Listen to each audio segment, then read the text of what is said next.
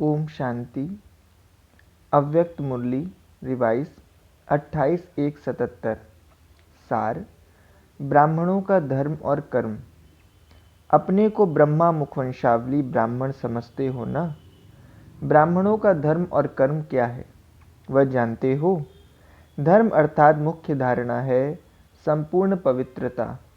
संपूर्ण पवित्रता की परिभाषा जानते हो।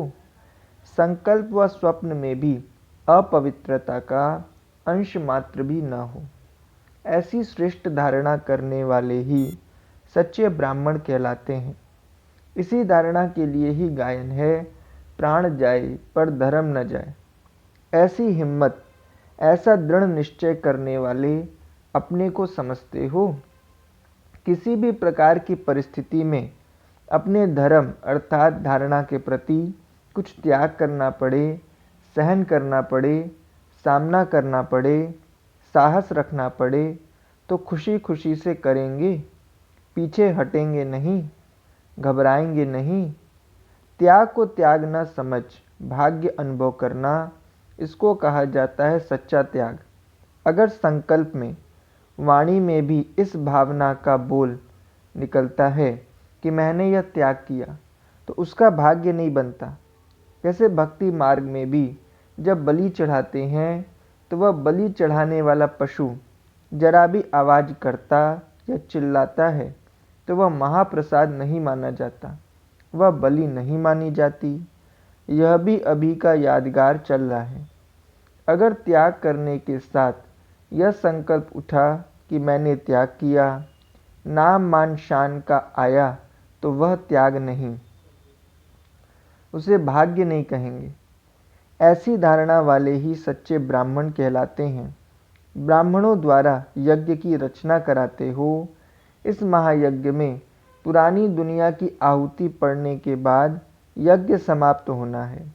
पहले अपने आप से पूछो, पुरानी दुनिया की आहुति के पहले निमित्त बने हुए ब्राह्मणों ने अपने पुराने व्यर्थ संकल्प व विकल्प, जिसको भी संकल्पों की सृष्टि कहा जाता है, इन पुराने संकल्पों की सृष्टि को, पुराने स्वभाव संस्कार रूपी सृष्टि को महायज्ञ में स्वाहा किया है।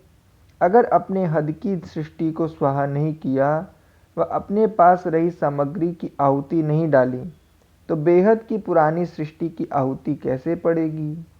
यज्ञ की समाप्ति का आधार हर एक निमित्त ब्राह्मण है। तो चैरिटी बिगिंस एट होम करना पड़े तो अपने मन के अंदर चेक करो कि आहुति डाली है। संपूर्ण अंतिम आहुति कौन सी है उसको जानते हो। जैसे आत्मज्ञानी आत्मा का परमात्मा में समा जाना ही आत्मा की संपूर्ण स्थिति मानते हैं। इस अंतिम आहुति का स्वरूप है मैंपन समाप्त हो, बाबा बाबा बोल मुख से व मन से निकले, अर्थात बाप में समा जाए। इसको कहा जाता है समा जाना, अर्थात समान बन जाना।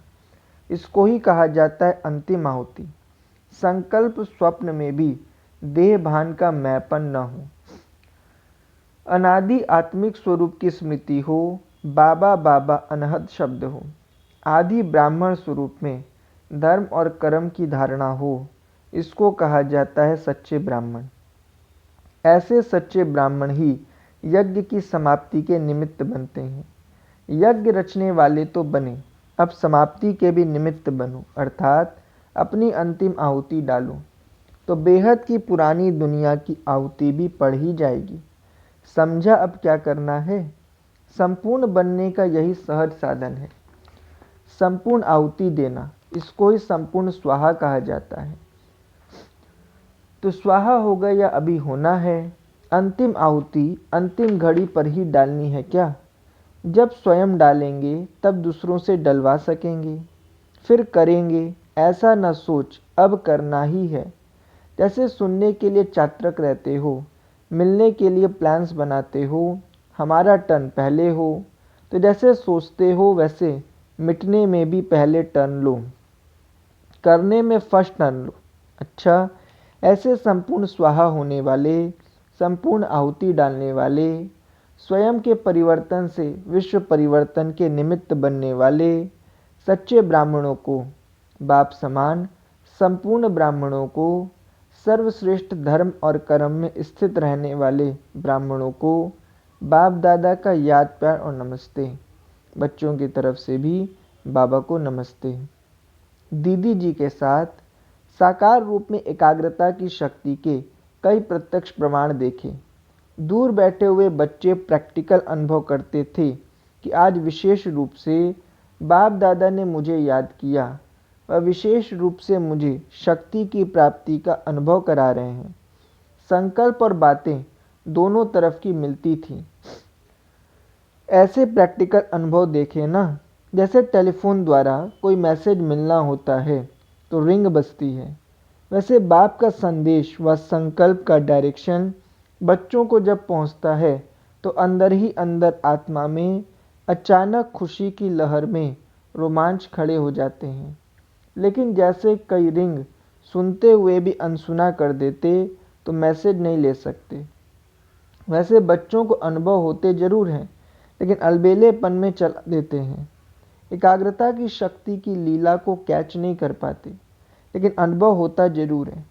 वैसे आत्माओं को भी आत्माओं का होता है, लेकिन जैसे तारों में हलचल हो जाए, टेलीफोन के स्तंभों में हलचल हो जाए तो मैसेज कैच नहीं कर सकते।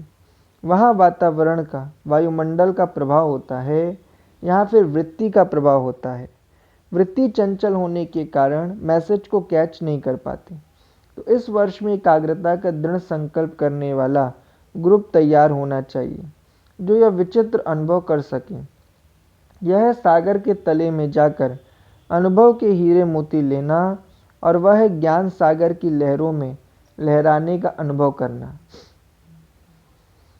लहरों में हो या तो अनुभव किया, अब अंदर तले में जाना है। अमूल्य खजाने तले में मिलते हैं। यह बात पक्की करने से और सभी बातों से ऑटोमेटिकली किनारा हो जाएगा। इसको ही स्वचिंतन, स्वदर्शन, समर्थ सेवा कहा जाता है।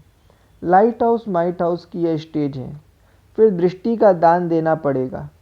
नज़र से निहाल करने की यह स्टेज है। एकाग्रता की शक्ति बहुत विचित्र रंग दिखा सकती है। वो सिद्धियों वाले भी एकाग्रता से ही सिद्धि प्राप्त करते हैं। स्वयं की औषधि भी एकाग्रता की शक्ति से कर सकते हैं। अनेक रोगियों को निरोगी भी बना सकते हैं। बहुत विचित्र अनुभव इससे कर सकती हो। कोई ने चलती हुई चीज को रोका, यह एकाग्रता की सिद्धि है। स्टॉप कहो तो स्टॉप हो जाए, तब वरदानी रूप में जय जयकार के नारे बजेंगे। अभी वाह वाह के नारे लगते हैं। भाषण बहुत अच्छा किया, मेहनत बहुत अच्छी की है, लाइफ बहुत अच्छी है, फिर जय जयकार के नारे बजेंगे। तो इस वर्ष का एम ऑब्जेक्ट समझाना, डबल सेवा चाहिए। अमृत वेले यह स्पेशल सेवा कर सकती हो। फिर भक्तों की आवाज़ भी सुनाई देंगे। ऐसे समझेंगे जैसे यहाँ सम्मुख कोई बुला रहे हैं। यह शक्ति बढ़ानी है। जितना भी समय मिले, 2 मिनट 5 मिनट चले जाओ इस एकाग्रता की शक्ति में, तो थोड़ा थोड़ा करते भी जमा हो जाएगा। तब शक्तियों द्वारा सर्वशक्तिमान की प्रत्यक्षता होगी। शक्तियों की संपूर्णता जैसे अंधों के आगे आईने का काम करेगी। संपूर्णता वर्ष अर्थात यह संपूर्णता। अच्छा, मधुबन निवासियों से सभी सदा खुश हो ना। जो तीनों कालों के राज को जान गए तो राजी हो गए हो ना। कभी भी कोई नाराज होता है अर्थात ड्रामा के राज को भूल जाता है। जो सदा ड्रामा के राज को और तीनों कालों को जानता है तो वह राजी रहेगा ना। नाराज होने का कारण राज को नहीं जानना है। तीनों कालों के ज्ञाता बनने वाले को त्रिकालदर्शी कहा जाता है।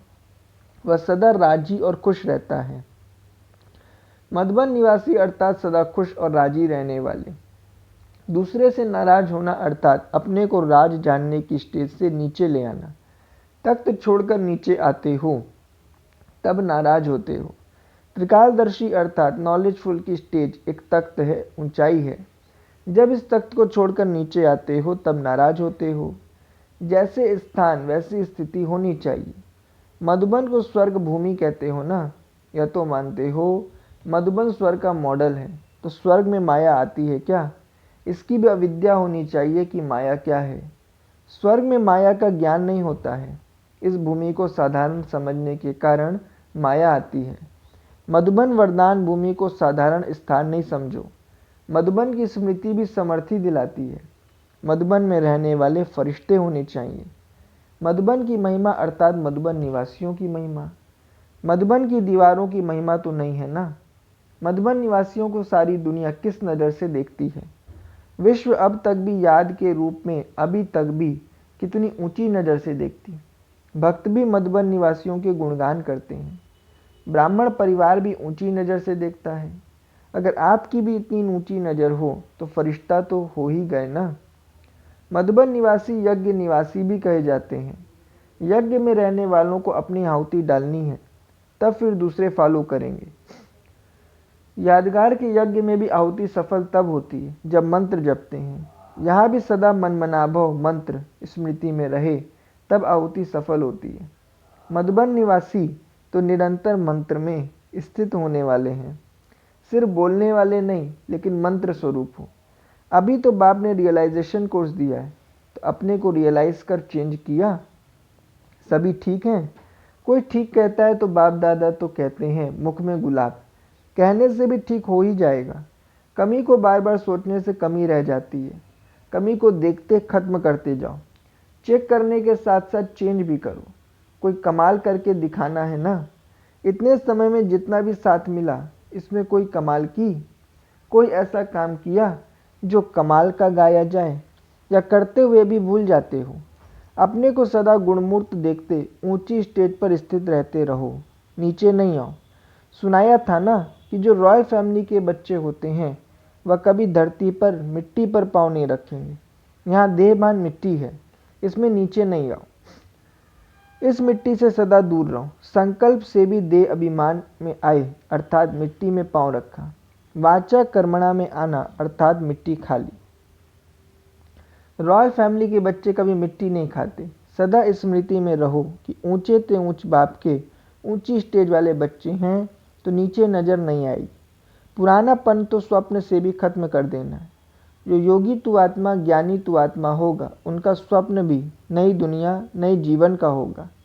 जब स्वप्न ही बदल गया तो संकल्प की बात ही नहीं। मधुबन निवासियों के स्वप्न भी श्रेष्ठ, बाप दादा भी उसी नज़र से देखते हैं।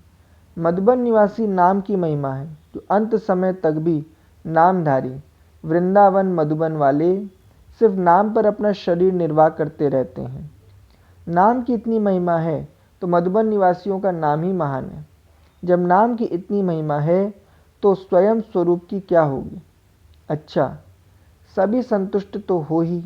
अच्छा, वरदान निरंतर योगी और पवित्र बन सर्व विकारों को विदाई देने वाले शक्ति स्वरूप पूज्य स्वरूप भव।